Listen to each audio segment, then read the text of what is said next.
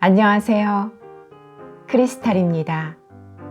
이번에 함께 하실 작품은 현진건의 무영탑입니다. 무영탑은 현진건의 장편소설로 신라 경덕왕 시절을 배경으로 쓰여졌으며 불국사의 석가탑 건립에 관한 설화를 모티브로 한 소설입니다. 부여의 석공 아사달과 그의 아내 아사녀의 비극적인 사랑에 대한 이야기를 담고 있습니다.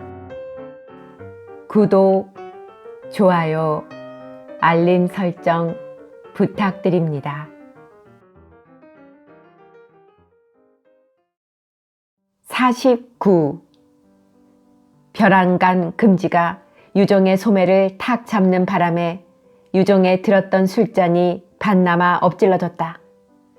진한 것을 비끄러 매다니. 유종은 얼큰한 김에도 이 군이 인제야 제 본색을 나타내는구나 하고 경계하면서 재차 물었다. 그만하면 알아들으실 법한데 우리 진진지호를 맺어봅시다. 진진지호? 이소는 얼른 알아듣지 못하였다. 정말 못 알아들으셨소? 왜 열국적에 진나라와 진나라가 있지 않소? 아시는 바와 같이 때는 춘추 전국시대 나라와 나라 사이에 싸움이 끝일 날이 없고 생령은 도탄에 들었으되 오직 이진과 진과는 서로 혼인을 한 까닭에 의족해 화평을 누렸다 하오. 그래서 서로 사돈이 되는 것을 진진지호를 맺는다 하지 않소? 유종은 금지의 이번 방문을 처음부터 수상쩍게 여기고 혹은 청혼을 하러 오지 않았는가 하는 의심이 없지 않았으나 비장한 술을 가져오고 당학을 늘어놓고 하는 바람에 별다른 목적도 없이 정말 옛 친구를 그리워 신방한 것이거니 하고 믿었다가 이 벼랑간의 청혼에 놀랐다. 그야 전부터라도 두 집 사이에 혼인말이 있기는 있었다. 금지 집안에서 몇 번 와서 성까지 본 일도 있었고 안으로 정혼을 하자고 설랑설레는 하였지만 색시집에서는 신부감이 아직 미거하다는 핑계로 이날 이때까지 왈가왈부를 보류해 둔 것이다. 유종은 내심으로 금지를 탐탐하게 알지도 않았고 더구나 신랑될 당사자가 마음에 싸지를 않았다. 무남 동녀 외동딸이 귀하기도 귀하려니와 그 재질과 기상이 아비의 눈에는 더욱 뛰어나 보이었다. 세상에 으뜸 가는 사이를 구하기에 아무 빠질 것이 없을 듯 하였다. 천하 영웅의 아내가 되어도 아무 부족함이 없을 것 같았다. 신라를 두 어깨에 짊어질 만한 인물, 밀물처럼 밀려 들어오는 고리타분한 당학을 한 손으로 막아내고 지나치게 흥왕하는 불교를 한 손으로 꺾으며 기울어져 가는 화랑도를 바로잡을 인물, 이것이 유종이 꿈꾸는 사익감이었다. 그러니 금성 따위는 그의 반눈에도 차지 않을 것은 물론이다. 당나라 유학을 하고 한림학살한 당나라 벼슬참을 한 것을 가지고 금지의 집안에서는 굉장한 영광으로 아는 모양이었으나 유종에게는 오히려 눈꼴이 시었다. 더구나 가까이 자세 본 것은 아니로되 키가 달라붙은 데다가 얼굴에 병색조차 돌고 장부의 기상이라고는 찾으랴 찾을 수 없는 것이 자기의 그리는 사익감과는 대상부동이었다. 그러면 이 혼담을 대번에 거절해 버렸으면 그만이겠으되 그렇지도 또 못할 사정이 있었다. 금지는 당당한 참뼈로 왕족으로 임금과도 그리 멀지 않은 종친이었다. 이런 자리를 함부로 거절하였다가 나중에 또 무슨 화를 입을지 누가 알랴. 아무리 호활한 그이것만 벼슬살이 60평생에 피비린내 나는 참경도 여러 번 목격한 터라 늙은 제 한 몸보다도 귀한 딸의 장래를 생각할수록 그의 결단성은 무뎌진 것이다. 진진지호, 좋은 말씀이오마는 내 딸이 아직 어리고 미거해서. 유종은 말끝을 흐리마리한다.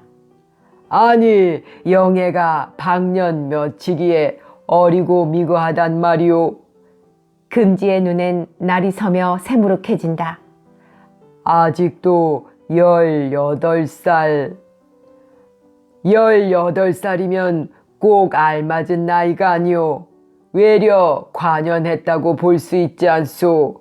어느 것은 28 청춘이라고 28보담 2살이나 더한데 뭐 기만 엄부렁하지 철이 나야. 이 손의 말은 동문서답이다.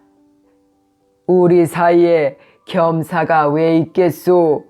그야 부모의 눈으로 보면 자식이란 골백살을 먹어도 어려 보이는 것이오. 저나 못생긴 것이 제 자식을 자랑하는 버릇이지만 할독 지혜인지 모르나 내 자식 놈으로 말해도 제법 재주도 있고 당선은 들어대면 사서삼경이나 제자백가에 막힐 것이 없고 이 손도 아시다시피 그 나이에 그래도 한리막사란 벼슬까지 했고 신랑감이 그만하면 그야 신랑감이야 2마리 왜 있겠소. 그저 내 자식이 아직 입에 전내도 가시지를 않아서. 여보 이손 나이 18배 아직 입에 전내가 나다니 외동 따님이 아무리 귀하기로 합부인께서 혈마 입대 젖을 빨리실까? 하하하하. 시중은 장이 우습다는 듯이 한바탕 웃고 나서 다시 얼굴빛을 바르고 뭐 기답게 얘기할 것 없이 우리 오늘 밤으로 아주 정혼을 해버립시다. 이 손 어떠하오? 50. 금지는 더욱 기난 듯이 바싹 다가앉으며 결말을 내고야 말 기세를 보이었다. 오늘 밤으로 무에 그리 급하시오. 나는 그런 줄 몰랐더니 시중의 성미도 꽤 겁겁하시군. 속담 상말로 우물에 가시어 숭늉을 달라시겠네. 아하하하. 날카로운 칼날을 슬쩍 피하듯 이 손은 농쳐버린다. 이성께서 속담을 말씀하시니 말이지 어느 것은 쇠뿔도 단결에 빼라고 하지 않았소. 금지도 내 수에 넘어갈래냐 하는 듯이 격에 맞지 않는 너털웃음을 내놓는다. 그것은 농담이지만 아직 몇 해를 더 지나보고 서서히 작정을 하십시다. 나이는 관연했다 하겠으나 응석바지로 자라나서 무엇 하나 옳게 배운 것도 없고 자기니 다 되자면 아비의 눈에는 아직 까마득하니 귀한 따님이니 응석도 덜어 하겠지만 여자란 시집만 가고 보면 별반 딴 사람이 되는 법이오. 그러고 또 나도 며느리는 단 하나뿐이니 그 응석쯤이야 내가 이 손 대신 받은들 어떠하겠소. 외문으로는 영애가 응석은커녕 숙성하고 얌전하고 재주가 도저하다는 소문이 자자하지만은 그야 헛소문이 난 게지. 자식 속이야 제 아비만큼 알 수가 없는 법이오. 그야 지자는 막여부란 말이 없잖아 있지만은 지지이리오 미지기이라. 등하 불명이란 문자도 있으니 등잔 밑이 어둡다는 격으로 어버이가 아는 것이 외문만 못한 수도 더 많으니까. 글쎄 외문이야 수박 겉핥기지 속속들이 알기야 아비가 더 낫겠지. 그까짓 말을 가지고 승강이 할 거야 있겠소.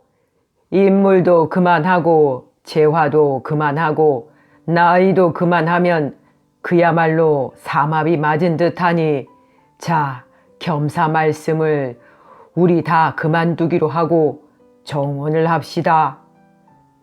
글쎄 그렇게 급하실 게 없대도 그러시는구려. 그들의 수작은 개미 쳇바퀴 돌듯 그 자리에서만 뱅뱅 돌고 다시 더 나아가지를 않는다. 금지는 화증이 나는 것을 억지로 참고 매기단을 지었다. 여보 이손, 자 우리 그러면 이렇게 합시다. 오늘 밤엔 정혼만 해놓고 성례만은 서서히 하면 어떠하오? 이손 댁에서도 준비를 할지 여러 가지 사정이 계실 터이니 성례만은 1년이고 이태고 기다리라는 대로 기다리지요. 하고 금지는 유정을 똑바로 본다. 이 말에야 설마 피해낼 핑계가 없으리라 하는 듯 하였다. 과연 유정은 무엇라고 피해야 좋을지 몰라 말이 콱 막히고 말았다. 거절은 물론 작정한 노릇이로되 어찌하면 금지의 귀에 거슬리지 않도록 듣기 좋게 보기 좋게 거절을 해버릴까. 그러나 유종은 언변 좋게 이리저리 발라맞출 줄을 몰랐다. 한동안 답답한 침묵이 소흥지 향기가 떠도는 방의 공기를 무겁게 눌렀다. 얼마 만에 금지는 참기 어렵다는 듯이 입을 열었다. 이손 왜 말이 없으시오? 유종은 난처한 듯이 눈을 떴다 감았다 한다. 이손이 말이 없으신 걸 보면 나 같은 사람과는 연사관이 되기를 꺼리시는 것 아니오. 금지는 단도직입으로 한마디를 푹 찌른다. 무슨 그럴 리야. 안 그러시다면 왜 꽉 작정을 못하신단 말씀이오. 워낙 내 자식이 병신스러우니까. 에이. 금지는 안간힘을 쓰며 불쾌한 빛을 노골적으로 드러내었다. 그게 무슨 말씀이오, 신랑이야.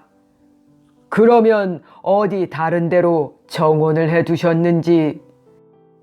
다른데 정혼은커녕 아직 혼인말을 해본 데도 없소.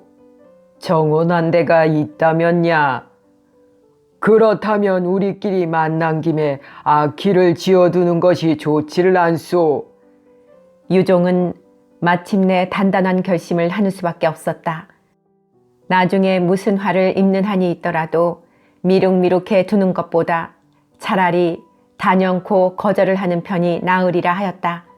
그리고 엄연한 태도로 시중께서 그 미거한 것을 어떻게 아셨는지 이 밤중에 이렇게 찾아주시고 정혼을 바라시나 나도 심중에 생각하는 바가 있어 허락을 못해드리오니 과도히 허물일랑 마시오. 오늘 밤에 허혼은 물론 할 수 없고 앞으로도 이 혼담은 중단하는 것이 피차에 좋을 듯하오. 금지의 얼굴은 일순간 파랗게 질렸다. 무릎 위에 얹힌 손이 달달 떨리었다. 이손께서 나를 그렇게 생각하실 줄은 정말 뜻밖이오. 술도 취하고 밤도 늦었으니 나는 고만 가겠소. 하고 금지는 벌에게 쏘인 것처럼 불시에 소매를 떨치고 일어섰다. 51. 금지를 보내고 하인을 불러 주안상을 치우고 유종은 서안에 쓰러지듯이 기대었다. 독사를 건드려 놓았으니 어느 때 무슨 화단이 뒷덜미를 짚을는지 모른다. 그러나 장중 보옥 같은 외동딸을 탐탁한 자리에 출가를 시키는 것도 섭섭하려든 하물며 마음에 신신치도 않은 금성 따위에게 내맡긴다는 것은 아름다운 구슬을 돼지우리에 던져넣는 것보다 더 아깝고 원통하였었다. 아무리 제 장래의 부귀와 영화를 위함이라 하더라도 차마 못할 노릇이었다. 백발이 흩날리는 이 머리가 서리 같은 칼날 아래 사라질지언정 차마 못할 노릇이었다. 설령 금성이가 출중한 재주와 임무를 갖추었다 하더라도 유종은 이 혼인을 거절할 수밖에 없으리라. 첫째로 금지는 당학파의 우두머리가 아니냐. 나라를 좀먹게 하는 그들의 소위만 생각해도 뼈가 저리거든 그런 가문에 내 딸을 들여보내다니 될 뻔이나 한 수작인가. 도대체 당학이 무에 그리 좋은고 그 나라의 바로 전 임금인 당명왕만 하더라도 양김이란 계집에게 미쳐서 정사를 다스리지 않은 탓에 필경 안록산의 난을 빚어내어 오랑캐의 말구발에 그네들이 자랑하는 장안이 쑥밭을 이루고 천자란 빈 이름뿐 총나라란 두매 속에 5, 6년을 갇혀 있지 않았는가.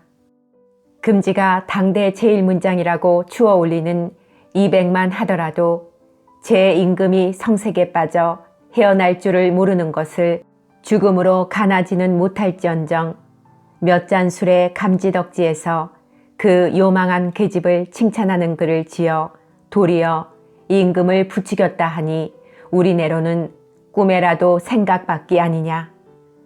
그네들의 한문이란 난신 적자를 만들어내기에 꼭 알맞은 거시건을 이것을 좋아라고 배우려고 들고 퍼뜨리려 드니 참으로 한심한 노릇이 아니냐.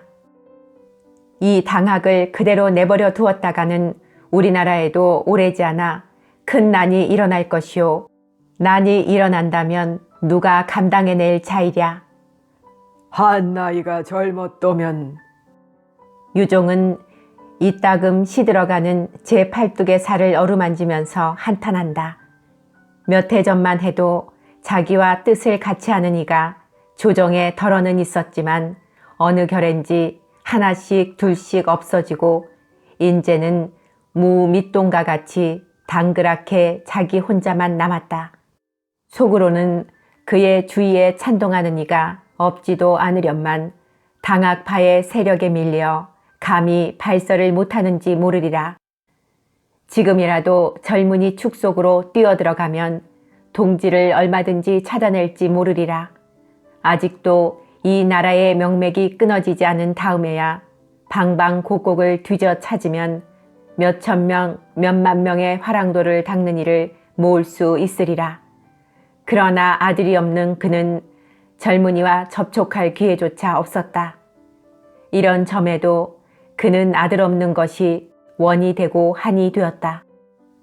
이 늙은 향도에게 남은 오직 하나의 희망은 자기의 주의 주장에 공명하는 사익감을 구하는 것이었다. 벌써 수년을 두고 그럴 만한 인물을 내심으로 구해보았지만 그리 쉽사리 눈에 뜨이지 않았다. 고르면 고를수록 사람 구하기란 하늘의 별 따기보다도 더 어려웠다. 유종은 기대고 있던 서안에서 쭉 미끄러지듯이 털요 바닥 위에 누웠다. 금지의 청혼을 그렇게 거절한 다음에는 하루바삐 사윗감을 구해야 된다. 금지로 하여금 다시 개구를 못하도록 다른 데 정혼을 해놓아야 한다. 그러면 신라를 두 손으로 떠받들고 나아갈 인물이 누가 될 것인가? 사만통일 당년의 늠름하고 씩씩한 기풍이 당하게 지질리고 문약에 흐르는 이 나라를 바로잡을 인물이 누가 될 것인가? 유종은 눈을 감고 제 아는 젊은이를 우선 손꼽아 보았다. 첫째로 머리에 떠오르기는 상대등 신충의 아들이었다. 호남아로 생긴 허우대와 얼굴이 금성에 따위는 발벗고도 따르지 못할 인물이로되 너무 기공자답게 윤이 흐르고 허해 보이는 것이 험절이었다. 그 다음에는 이손 염상의 아들을 생각해 보았으나 기상은 아비를 닮아 도롤하지만은 너무 거칠고 눈자 위에 붉은 빛이 돌아 어쩐지 확실한 인물이 아닐 듯 싶었다. 그 다음으로 누구누구 꼽아보았으나 별로 신통한 인물이 없었다. 마지막으로 유종은 이손 금량상의 아우 경신을 생각하자 오, 옳지. 내가 어째 이 사람을 잊었던가. 하고 자리에서 벌떡 몸을 일으켰다. 그는 제 알만한 이들의 아들들만 챙겨보고 미처 그 아우들을 생각하지 못하였던 것이다. 52. 금량상의 아우 경신. 그런 인물을 내가 어찌 까맣게 잊었던가. 유종은 스스로 제 기억이 흐려진 것을 책망하고 괴탄도 하였다. 만일 그가 내 사이만 된다면야 그 따위 금지쯤이야. 풀기 하나 없던 그에게 새로운 기운이 넘치는 듯하였다. 그대도록 경신이야말로 유종이 꿈꾸는 사익감으로 정말 없이 모든 자격을 갖추었다. 우선 지체로만 보아도 내무랑의 직계 후손이니 금지의 문벌보다 높았으면 높았지 떨어지지 않았다. 경덕왕께서 만득왕자라도 두셨기 망정이지 만일 무하셨던들 대통을 이을 이는 금량상 형제밖에 없다는 것이 떳떳한 공론이었다. 더구나 그 형제들은 어디까지나 당확파를 미워하고 국선도를 숭상하는 점으로 자기에게 둘도 없는 동지라 해도 과언이 아니리라. 다만 그들에게 현재는 그리 큰 권력이 있다고 볼 수 없는 것이 한 가지 험절이라면 험절이리라. 그야 금량상이 그대로 조정에 있기만 하였으면 골품으로나 덕망으로나 벌써 상대등이 되었으련만 임금께와 당나라에 아첨하기로만 이를 삼는 무리들하고 한 조정에 어깨를 나란히 하는 것이 지옥이라 하여 이 손에 벼슬을 버리고 향제에 들어놓고 말았다. 몇 번 왕명으로 부르셨지만 끝끝내 뜻을 굽히지 않았다. 만일 웬만한 사람이 이런 짓을 하였다면 그 간악한 당학파들이 그 능란한 북끝을 휘둘러 무슨 누명이든지 뒤집어 씌워 참화를 면하기 어려웠겠지만 왕의 믿으심도 두터우려니와 지체가 높은 탓으로 감히 개구들을 못한 것이었다. 향제에 돌아가 누운 뒤에는 아무 거리낌 없이 자제들의 훈육을 일삼고 국선도를 밝히기에 몸과 마음을 바친다는 소문은 풍편으로 들어 알았다. 조정의 일이 날로 그르고 국군이 차차 기울어짐을 혼자 한탄하다가도 옳지. 아직도 양상이 남았구나. 그가 있는 다음에야 우리나라는 태산 반석과 같다. 하고 100만의 응원병을 얻은 것처럼 든든히 여긴 것도 한두 번이 아니었다. 그 아우 경신, 그는 제 형보다 못하지 않은 영웅이다. 옳다. 인제는 되었다.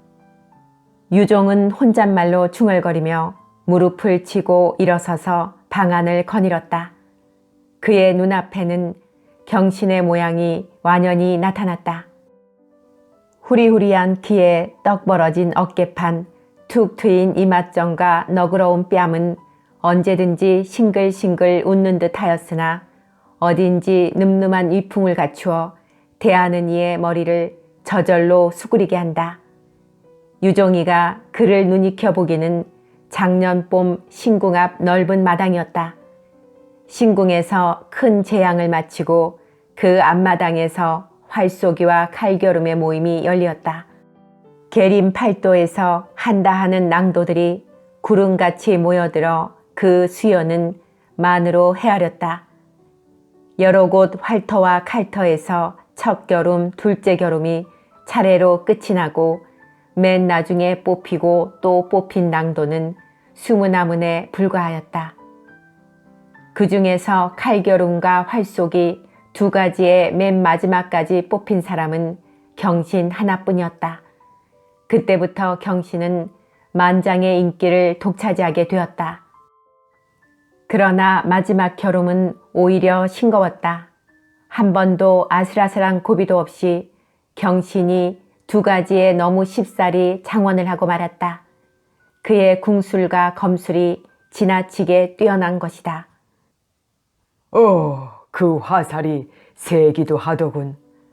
활줌통이 척 휘어져 거의 부러질 듯하자 잉 소리를 치고 화살은 흐르는 별보다 더 빠르게 날아가서 영락없이 관역을 들어맞히고 남은 힘이 넘치어 살 위에 꽂힌 새깃이 부르르 떨던 것이 지금도 유종의 눈에 선하였다. 무서운 화살이야, 무서운. 유종은 혼자 방 안을 왔다 갔다 하며 정말 무서운 듯이 고개를 쩔레쩔레 흔들고 중얼거릴 때 문득 등 뒤에서 말소리가 난다. 아이, 아버지께서는 뭘 혼잣말씀만 하고 계셔요? 유종이 뒤를 돌아보니 어느 결에 들어왔는지 사초 부인과 주만이가 서 있었다. 그는 골똘히 경신의 생각을 하고 있느라고 제 아내와 딸이 영창을 열고 들어오는 줄도 몰랐던 것이다.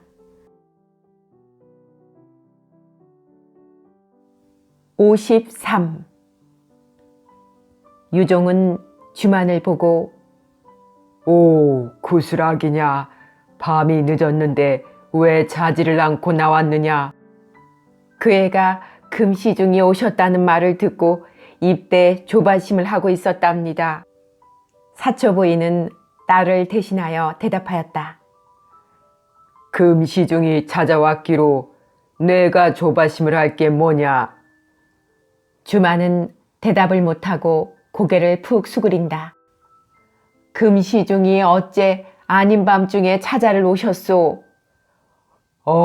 당주를 가지고 옛 친구를 찾아왔다 하오. 그런데 무슨 말이 그렇게 길어요? 사내 어른이 어쩌면 그렇게 수다스러울 수가.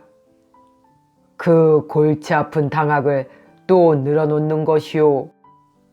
이 애가 하도 사람을 졸라서 몇 번을 나와 엿들어 말 같은 자세 안 들리나 그 말이 그 말이고 나중에는 들어가서 깜빡 잠이 들었는데 이 애가 인제 금시중이 돌아가셨다고 깨워서 무슨 말인가 여쭈어 보려고 나온 것이라오. 내 혼인말이 나온 줄을 알고 좀이 쑤신 게로구나. 유종은 고개를 빠뜨리고 앉아있는 주만을 돌아보며 빙그레 웃었다. 그래, 얘 혼인말이 나왔습니까? 그야 물론이지. 말하자면 청혼을 하러 온 것이야. 청혼? 그래, 허원을 하셨소? 주만은 숙였던 고개를 번쩍 들고 맹맥히 제 아버지의 입을 바라본다. 유종의 말도 흥분의 가락을 띄어온다. 그야 말이 되오. 그 진절이 나는 당학파하고 혼인을 하다니 될 뻔이나 한 수작이오. 그러면 거절을 하셨단 말씀이요? 후한이 무섭지 않을까? 아무리 후한이 무섭기로 이 주름살 잡힌 목에 칼이 들어온다기로 못할 것은 못한다고 거절을 할 수밖에 있소. 주만은 자기 아버지가 어떻게 든든하고 고마운지 몰랐다. 아버지! 한마디 부르짖고 그 자리에 푹 엎어져서 울고 싶었다. 참 잘하셨소. 미룩미룩 끌어가는 것보담 아주 단정을 내버리는 것이 피차에 시원한 노릇이니까. 그는 그러하고라도 따는 저의 혼인이 급하단 말이지. 벌써 18빈이 시집갈 나이도 되었거든. 그래요. 허나 어디 마땅한 사람이 있어야지. 넘치고 처지고. 합당한 자리에 꽉 정혼을 해버려야 금지 따위가 다시는 이렁성 저렁성 하지도 못할 텐데. 글쎄요. 어디 합의한 자리가 있나요? 있고 말고. 유종은 자신 있게 대답을 한다. 네 집안입니까? 왜 전에 이 손을 지낸 금양상이라고 있지 않소? 오, 옳지. 참, 두 분이 절친하셨지. 그분이 아들이 있던가? 아들이 아니라 그이의 동생이 있단 말이오. 네, 동생이 있어요. 사초부인은 고개를 끄덕끄덕한다. 금경신이라고 바로 작년 봄에 궁술검술에 장원을 한 사람 말이오. 오, 옳지. 그런 출중한 인물은 처음 보셨다고 입에 침이 없이 칭찬을 하셨지. 그러니 신랑감은 다시 더 볼 나위 없고 문벌도 금지오겹이라 금지쯤은 누를 수 있겠는데 저편에서 허온을 해줄는지 또는 그동안에 다른 데 정원이나 안 했는지. 글쎄, 그게 걱정이구려. 그러면 내일이라도 사람을 보내어 염탐을 해보지요. 다른 사람을 보내는 것보담 절친하던 친구를 만나본 지도 오래니 내가 몸소 가볼까 하오. 그러면 그렇게 하시지. 그 혼인이 될 말로야 작기나 좋을까. 부부는 매우 기뻐하며 하루바삐 이 혼인을 서둘려 하였다.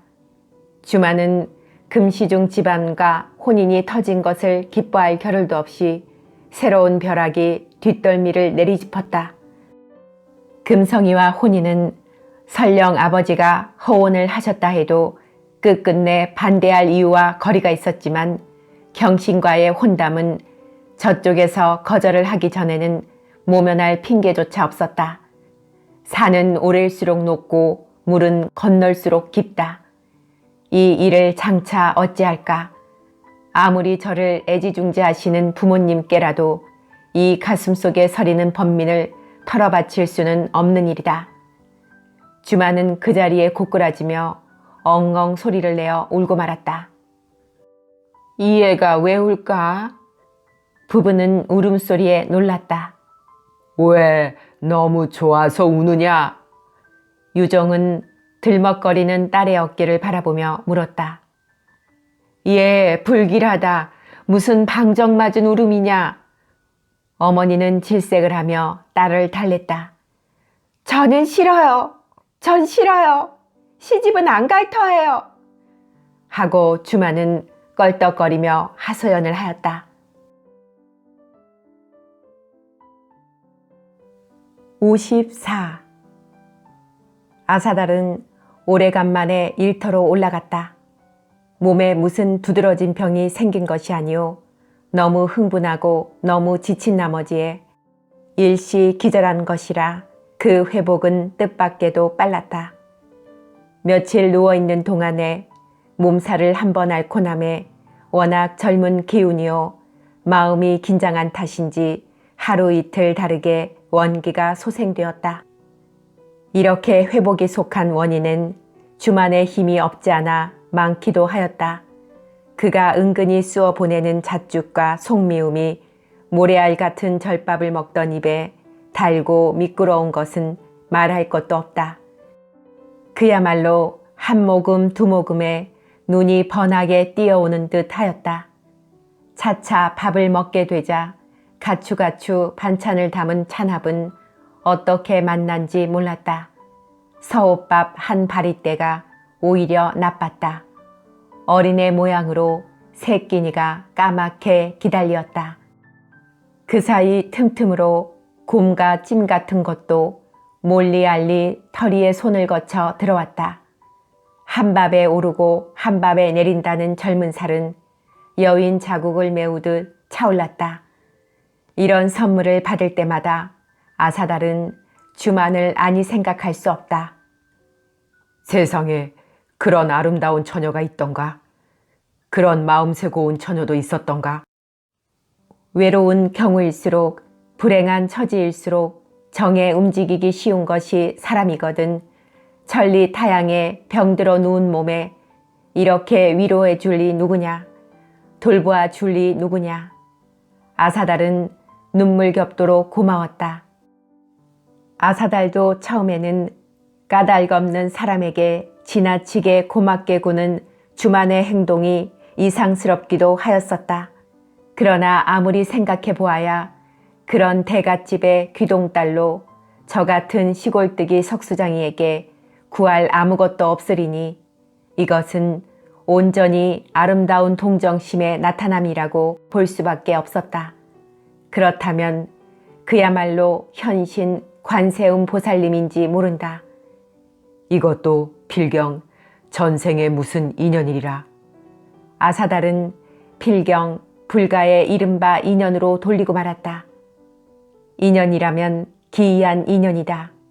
파일날 밤 다보탑을 도는 데서 만나는 것도 인연이요. 석가탑 위에서 까무러친 자기를 발견하는 것도 인연이 아니냐. 하고 많은 사람 가운데 하필 그 집에서 불공을 오게 되고 하고 많은 시각 가운데 그가 석가탑을 올라왔을 때 하필 내가 혼절을 하였을까. 인연의 실마리가 너무도 얼기설기한데 아사달은 오히려 겁을 내었다. 그는 그러하거니와 아사달은 주만을 대할 적마다 아내 아사녀의 생각이 더욱 간절하였다. 주만이 아무리 정다워도 아사녀가 아니오. 그 처녀의 손이 아무리 부드러워도 아내의 손이 아니다. 인생 역로에 지나치는 길손에 지나지 않는 그 이로도 대공을 이루려다가 넘어진 것을 보고 한 조각 동정심이 이대도록 곰살 굳고 살뜰하거든 만일 내 아내가 이런 줄 알았으면 얼마나 가슴을 태우고 속을 끓일 것인가. 어서 하루바삐 하던 일을 끝을 내고 남의 신세를 과도히 받을 것 없이 빨리 돌아가야 한다. 그는 몸을 적이 추스르게 되자 일에 대한 정열이 다시금 불같이 일어났다. 그는 몇 번 돌 다루는 기구를 들고 일터로 가려 하였건만 아상노장이 절대로 말리어서 오늘날까지 참고 참아내려온 것이다. 오늘도 더 좀 몸이 완실하기를 기다리라 하였지만 자기 몸이 이만하면 인제 넉넉히 일을 할 수 있을 뿐 아니라 만일 이렇게 하고 싶은 일을 못하고 그대로 누워있으면 도리어 병이 더 치겠다고 졸라서 간신히 아상노장의 허락을 맡은 것이다. 저녁을 일찌감치 먹고 나서 탑 위를 올라섬에 돌들도 그리던 자기를 반기듯 벙글벙글 웃는 듯 하였다. 정과 돌깎기로 잔손질을 하려다가 자기의 힘도 시험할 겸 큰 군더더기를 우선 후려갈기기로 하였다. 버드나무 가지를 찢어 타래를 만들고 그 속에다 정을 꼭 끼이도록 박아놓은 다음에 물 동둥이를 번쩍 들어 혼신의 힘을 다하여 한번 내리침에 불꽃이 번쩍 일어나자 바위는 쩡하고 비명을 치며 그대로 쩍 갈라져 털썩하고 떨어진다. 아사달은 첫 힘부림이 성사를 하자 겨누를 들어 돌뿌리를 떨고 나서 다시 정지를 시작하였다. 어슬렁어슬렁 어둠이 짙어오건만은 아사달은 또 옛버릇이 나와서 밤 가는 줄도 모르고 마취와 정을 휘두르기 시작하였다. 한참 일을 하다가 잠깐 팔을 쉬고 언뜻 눈을 돌림에 초롱 하나가 이리로 향하고 올라오는 것이 보이었다. 55. 그 초롱의 임자는 묻지 않아 주만과 털이었다. 털이는 째기발을 디디고 초롱을 높이 쳐들어 탑 위를 비추어 보더니 여기 계시는군요 하고 반가운 소리를 친다. 아이, 벌써 일을 또 시작하셨구나. 주만은 거의 짜증을 내다시피 말을 하였다. 아직 제 소복도 안 드셨는데 또 덧치시면 어떡해요? 털이도 제 아가씨의 뜻을 받아 걱정을 한다. 엊그제 기절까지 한 일을 일하는 걸 말리지도 않고 그대로 내버려 두다니. 주만은 누구에겐지 모르게 불평만만하다. 아사달은 얼마쯤 무관해진 주만 주종의 목소리를 알아듣고 탑 가장자리까지 걸어나왔다. 이 어두운 밤에 어떻게들 오셨습니까? 하고 미안해한다. 주만은 탑 가까이 바싹 들어서며 어떡하시자고 어느새 또 일을 시작하셨단 말씀이에요. 초롱의 빛과 그늘이 어룽져서 자세히 보이지 않으나마 아름다운 얼굴을 찌푸리며 매우 아끼고 애달파한다. 아사달은 어둠 속에서 팔뚝에 힘을 주어 보이며 이제 이렇게 든든해졌는데요. 성한 사람이 이를 안고 있으니 되레 병이 덧칠 것 같아요. 허허. 오래간만에 웃는 소리를 들음에 과연 왕쾌가 된 듯 한결 마음이 놓이는 듯도 하였다. 그래도 얼마쯤 더 쉬시는 게 좋을 것 같다가 더 쉬면 더 기운을 차릴 수가 없게 될는지 모르지요. 아사달은 오늘 밤 따라 수작도 잘하고 매우 쾌활해진 듯 하였다. 워낙 성미가 겉겁도 하시군요. 주만도 난생 처음으로 농담 비슷하게 한마디를 던져보았다. 급하기야 오늘 밤에라도 끝을 내어버렸으면 좋겠습니다만. 그러면 우리도 곧 가야겠군요. 밤새 하시는 일에 방해가 될 듯 하니까요. 고세야 무슨 방해가 되겠습니까? 나도 지금 막 일손을 쉬는 참입니다. 그러시다면 잠깐만 놀다 갈까? 하고 주만은 망설이었다. 그는 혹시나 아사달이 내려올까 하였으나 저편에서 그런 기색은 보이지를 않았다. 그러면 아가씨가 탑 위로 좀 올라가 보십시오. 오늘 밤에는 까무러치시지는 않으실 테입지요? 덜이가 난처해하는 주만을 부착하였다. 그러면 내가 좀 올라가 볼까? 이 캄캄한 가운데 어떻게 일을 하시나 구경을 좀 하게. 제 일자리를 남에게 보여주기를 몹시거리는 아사달이지만 주만의 이 청은 물리칠 수 없었다. 제 재생의 은인이라 해도 과원이 아닌 그의 말을 어떻게 거스를 수 있으랴. 그러나 아사달이 허락을 하고 거절을 할 나이도 없었다. 주만은 어느 결에 사다리를 부여잡고 발을 올려놓는다. 아사달은 삐둑삐둑하는 사다리 윗머리를 잡았다. 주만은 조금도 서투르지 않게 사다리를 거의 다 올라왔으나 사다리가 너무 곤두서고 위층이 두 칸이나 탑 위로 솟아있기 때문에 주만은 긴 치마에 걸리어 얼른 걸터넘기에 조금 벅찼다. 아사달의 손은 저절로 주만의 손길을 잡아주는 수밖에 없었다. 맨 처음으로 마주잡는 두 손길. 주만의 비단결 같은 손길이 아사달의 손아귀에 몰신하게 녹아들었다. 아사달의 훈훈하고 억센 아기심이 주만의 손등과 바닥에 얼얼하게 남았다. 주만의 눈앞이 아뜩해진 것은 사다리를 걸터넘고 발로인 자리가 캄캄한 탑만은 아니리라. 덜이가 초롱을 들고 뒤따라 올라오다가 여기 있습니다. 이 초롱을 받으십시오. 셋내는 차돌에게 가서 놀고 있겠으니시오. 하고 초롱을 치켜든다. 조금 있다가 같이 가면 어떠냐? 셋내는 차돌에게 부탁할 말도 있굽시오. 아무튼 잠깐 다녀와야겠는데시오. 주만도 아까 아사달의 처소로 갔다가 마침 차돌이가 없어서 전복짐을 해가지고 온 것을 어디 두었다고 이르지 못한 것을 생각하였다. 그럼 다녀오렴. 어두울 텐데 초롱을 내가 들고 가려무나. 셋내가 초롱을 가져가면 아가씨가 너무 어두우실 거립시오. 내야 가만히 있으니 괜찮지만 길 걷는 내가 어둡지 않겠니? 그러면 셋내가 가져갈 값이요. 두 분이 계시면 무섭지는 않으실 테닙시오. 덜이는 제가 초롱을 들고 종종 걸음을 치며 내려간다. 아사달과 주만은 이윽이 초롱이 일렁일렁 떠나가는 것을 바라보고 있다가 둘은 의논이나 하듯이 서로 돌아보았다. 그러나 옷빛 같은 어둠에 쌓여 피차의 얼굴조차 알아볼 수가 없었다. 56. 어두움.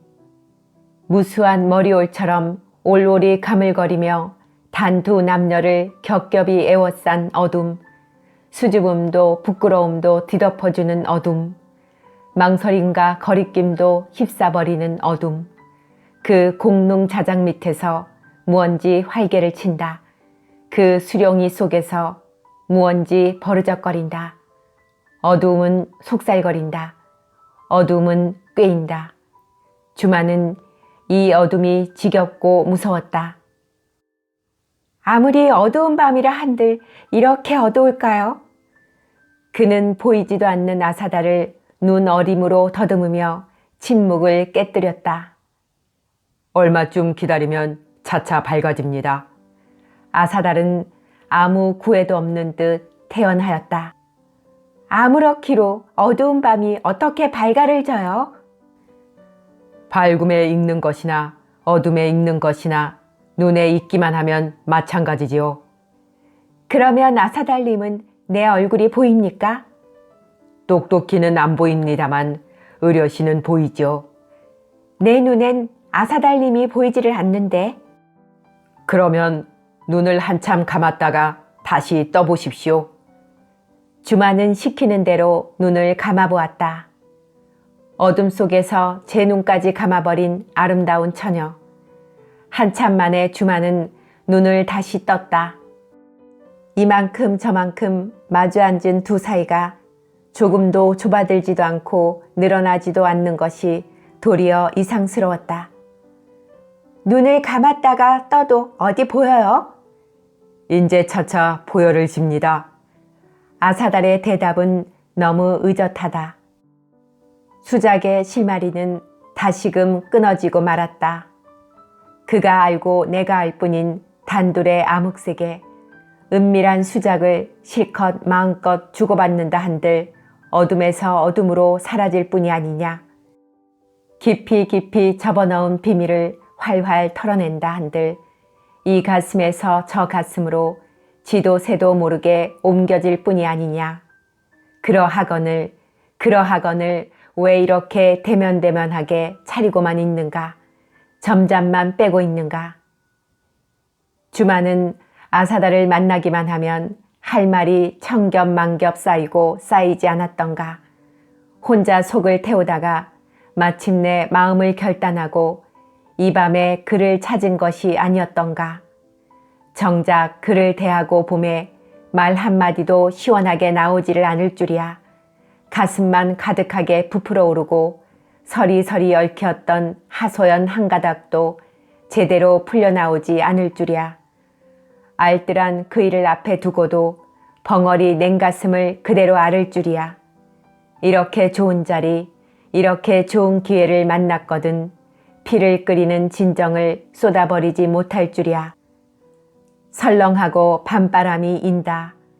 휘젓한 절마당을 두루마리 하나가 와 하고 타비를 지쳐들어 그린 듯이 앉은 두 남녀를 휘몰아낼 것 같이 불어젖힌다.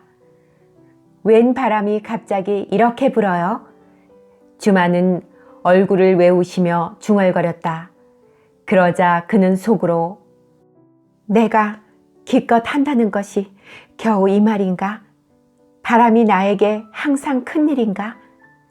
웬 서라벌이 다 날려간들 나에게 무슨 괴관이 있단 말인고?